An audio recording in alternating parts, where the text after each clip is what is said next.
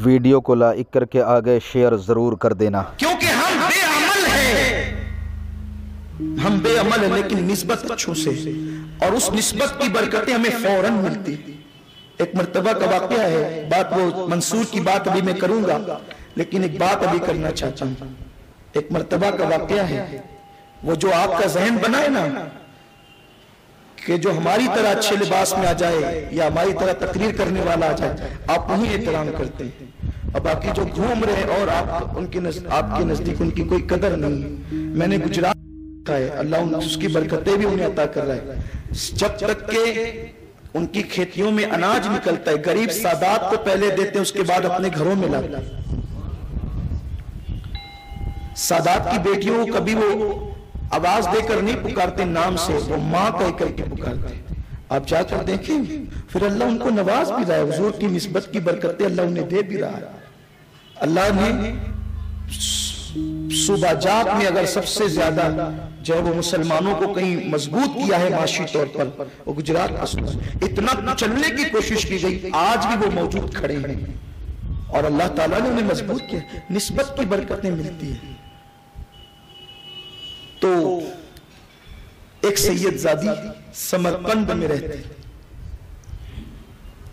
लेकिन हालात की मारी के शौहर इस काबिल न रहा कि वो कमा सके। बेटियों को दुपट्टे भी लड़ाए, ऐसे फट गए दुपट्टे कि वो दरख्त के नीचे अपनी बेटियों को पर्दा कराने के लिए बिठा दिया। अब बेटियों से कहा, ओ सैदानियों, मैं तुम्हारे लिए भी कुछ इंतजाम करती हूं। समरकंद में एक बड़े सखी का नाम सुन रखा था, बड़े सखी का, जो आता है देता है, सबको देता है। तो इसने सोचा कि मांगना तो बड़ी चीज है, 4-5 बेटियों के लिए दुपट्टे लेने हैं, खाने का सामान लेना है। अगर यूं ही कह दूंगी मेरी मदद कर दे तो कुछ थोड़ा सी रकम पकड़ा करके हटा देगा, तो चले कहीं तो अपना तारुफ करा दे। तो मुसलमान है, तारुफ सुनेगा तो कुछ ज्यादा दे देगा, तो अपनी बिगड़ी बन जाए। वहां दरवाजे पर गई और खड़े होकर कहती है कि मैं सैयदा हूं, मेरी बेटियों को पर्दे के लिए दुपट्टे नहीं है, दरख्त की डंकालियों के नीचे, झाड़ियों के नीचे बिठा कर क्या ही पर्दा करा क्या ही, कुछ मदद कर दो। उसने कहा कि आप सैयदा हैं, वो जिसको देखो तो वो यही बात करता है, इसका सबूत क्या है कि आप सैयदा हैं? आप सबूत पेश कर दें, फिर मैं दे दूंगा। उसने कहा, मैं हालात की मारी बेटियों के लिए दुपट्टे का इंतजाम नहीं कर सकती, नसबनामा लेकर कहां घूमूंगी? मेरे पास कोई नसबनामा नहीं है, मेरे पास कोई सबूत नहीं है। बस अगर आप एतमाद कर सकते हैं तो मैं सैयदा हूं, आपके नबी की नवासी हूं, अगर आप कुछ कर सकते हैं तो कर दें। कहा कि मैं कुछ नहीं कर सकता, बस निकल गई। ज़हन में ख्याल है कि समरकंद में एक मजूसी भी रहता है, आतिश परस्त, आग का पुजारी है।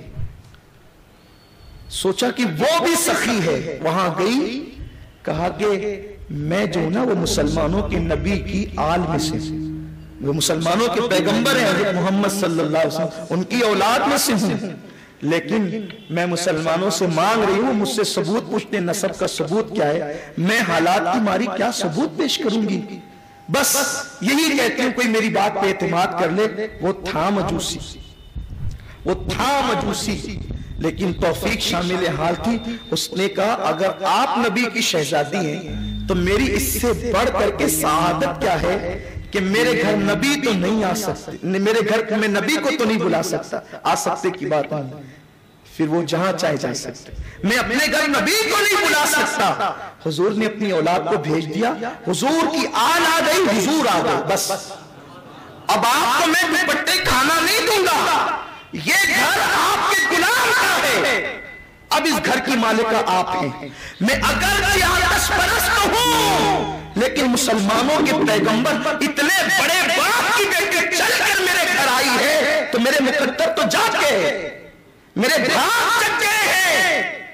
अब आपका घर ये है। बीवी से कहा, जाओ इनके साथ, इनकी बेटियों को ले आओ, और बीवी से कहा, खबरदार, अब इस घर की मालिका तू नहीं है, ये शहजादी रसूल है। कोई सबूत नहीं, कुछ नहीं, कुछ नहीं। अब खिदमत कर, रातों दिन खिदमत कर, जो चाय खिला, जैसा चाय पिला।